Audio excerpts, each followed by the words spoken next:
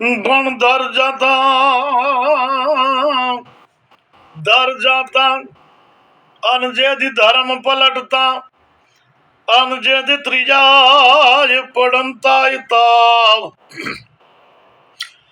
પણ ગીત તણસો ટાણા મરણ રા એક એમાં હોય જો રંગ કેરા દર જાતા દુશ્મનો જયારે જમીનને દબાવતા હોય ધર્મ પલટતા ધર્મની માથે કોઈ જયારે હાનિ કરતું હોય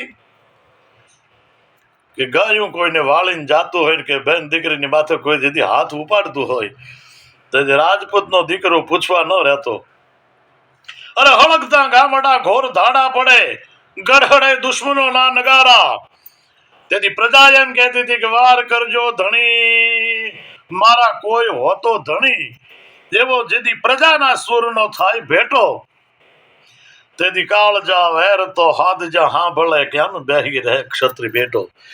અરે જેથી યુદ્ધના ધીંગાણાની માલ પર ઢોલ જેથી વાગતો રડબાંગ ધ્રજાંગ રડબાંગ ધ્રજાંગ રડબાંગ ધ્રજાંગ બુંગીઓ ઢોલ જેથી વાગે તેથી હોય વ્રત બાળ કે અંગ શોભન ભર્યો.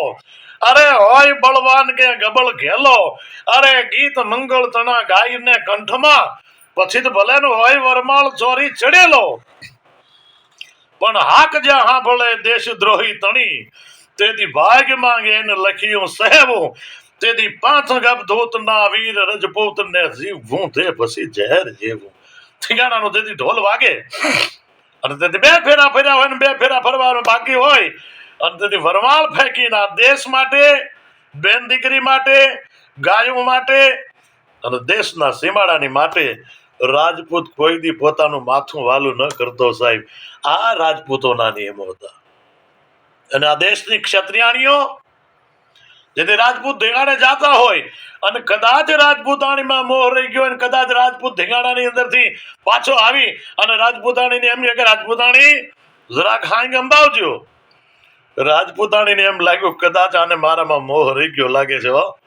અંદર બાંધડીને લઈ હારે લઈ અને અંદર જઈ અને પોતાનું મસ્તક ઉતારી અને થાળીમાં આપી અને આમ બાંધડીને કીધું તું જા દરબારને દી આવજે તું અને જાતી વખતે તું કહેજે કાં મારજો પીયું પછી પીઠ ન દેજો લગાર નહીતર મારી સૈરું મેણા મારશે આ તો કાયર નરની નાર. અરે તમે રણ ચડો રણ માર્યો તમારા કવિજણ ગુંડલા ગાય તેથી રાજી રહે મારો રુદિયો ને મારે તો અંતર થાય હારા. મહારાણા પ્રતાપ અને શિવાજી જો ન હોત તો સુનત હોત સબકી. હિન્દુત્વ માટે દેશ માટે મહારાણા પ્રતાપ અને શિવાજી મહારાજ જે લડ્યા છે આ બેનો એટલું બધું યોગદાન છે હિન્દુ સંસ્કૃતિ ઉપર આપણી જે હિન્દુઓ ઉપર. અને શું આપણી બહેનો દીકરીઓ શું ક્ષાત્રવટ ક્ષત્રિયાણીઓ શું કહેતી નિજ પોત સોતે બાલ પાલ ને મેં રઘુનાથ કે ગાયન ગાવતી थी कहीं ज्ञान गीता समझावती थी अरे भय मौत का साव भुलावती थी.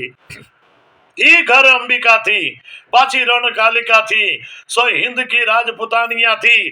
तर अभियागत द्वार के देखती वो निज हाथ से थाल बनावती थी.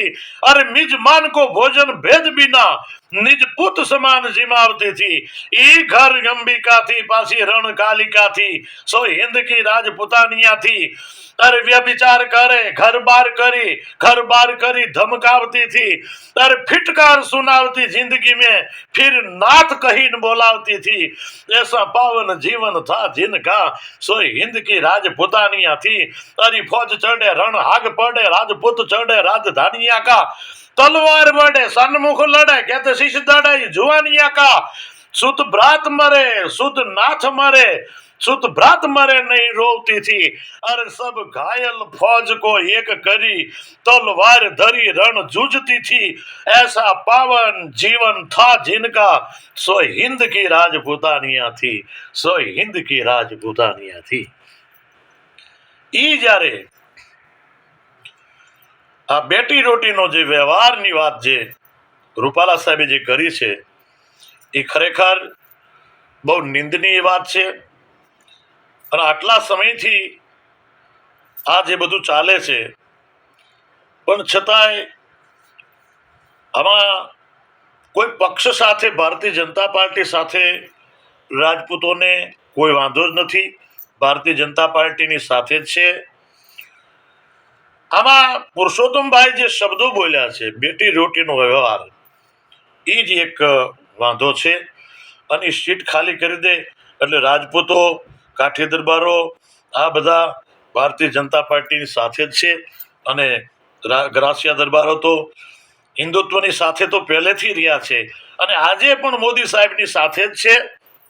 એટલા માટે અને આ ખુરશી આટલી બધી વાલી લાગતી જાળી ખબર નહીં તમને, નકર આટલું થતું હોય એટલે આમાં શું મોહ હોય સાહેબ? એક દી આ શરીર છોડીને વ્યૂ જવાનું હોય તો આ ખુરશીનો શું મોહ માણસને હશે, કઈ ખબર નથી પડતી.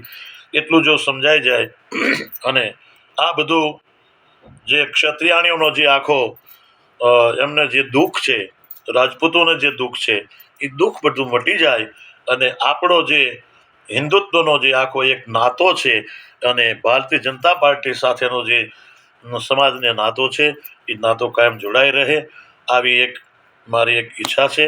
હું લોક સાહિત્યકાર શંકરદાન ગઢવી. જય માતાજી.